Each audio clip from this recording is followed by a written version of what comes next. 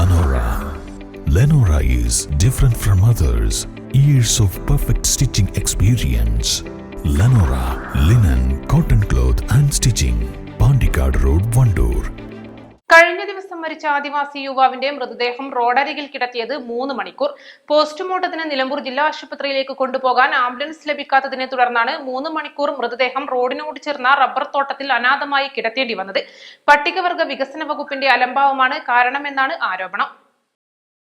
ചാത്തുമുണ്ട സുൽത്താൻപടി കോളനിയിലെ 38-കാരനായ സുന്ദരനെയാണ് ഇന്നലെ രാവിലെ 6 മണിയോടെ വീടിനോട് ചേർന്ന റബ്ബർ മരത്തിൽ മരിച്ച നിലയിൽ കണ്ടെത്തിയത്. വിവരമറിഞ്ഞ ഉടൻ നാട്ടുകാർ സ്ഥലത്തെത്തി പോത്തുകൽ പോലീസിൽ വിവരമറിയിച്ചു. പോലീസ് എത്തി മരത്തിൽ നിന്ന് മൃതദേഹം താഴെയിറക്കി ഇൻക്വസ്റ്റ് നടപടികൾ പൂർത്തിയാക്കി.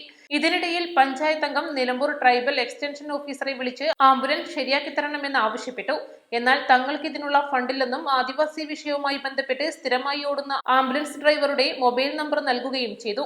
ഇയാളെ വിളിച്ചെങ്കിലും ആംബുലൻസ് ഓടിയ വകയിൽ പട്ടികവർഗ വികസന വകുപ്പിൽ നിന്നും പണം ലഭിക്കാനുള്ളതിനാൽ വരാൻ കഴിയില്ലെന്ന് അറിയിച്ചു. തുടർന്ന് 108 ആംബുലൻസുമായി ബന്ധപ്പെട്ടു. എന്നാൽ മൃതശരീരം കയറ്റാൻ 108 ആംബുലൻസ് വരാൻ പറ്റില്ലെന്നാണ് ആംബുലൻസ് ഡ്രൈവർ അറിയിച്ചത്. തുടർന്ന് പോലീസ് പോത്തുകൽ ഹരിതവന സംരക്ഷണ സമിതിയുടെ ആംബുലൻസ് വിളിച്ചു വരുത്തിയാണ് സുന്ദരന്റെ മൃതദേഹം നിലമ്പൂർ ജില്ലാ ആശുപത്രിയിൽ എത്തിച്ചത്. പട്ടികവർഗ വികസന വകുപ്പിന്റെ അനാസ്ഥയെ തുടർന്ന് 2.5 മണിക്കൂറിലേറെ ഇയാളുടെ മൃതദേഹം സുൽത്താൻപടി ചുങ്കത്തറ ബൈപ്പാസ് റോഡിനോട് 1 മീറ്റർ മാത്രം അകലത്തിൽ റബ്ബർ തോട്ടത്തിൽ കിടത്തേണ്ട സാഹചര്യമാണുണ്ടായത്. റോഡരികിൽ കിടത്തിയ മൃതദേഹത്തിനരികെ ഇരുന്ന് സുന്ദരന്റെ ഭാര്യ ബിന്ദുവും 3 മക്കളും അലമുറയിട്ട് കരയുന്ന കാഴ്ച ഒരു സർക്കാർ സംവിധാനങ്ങളും കണ്ടില്ലെന്ന് നടിക്കുകയായിരുന്നു. East live, Edakkara.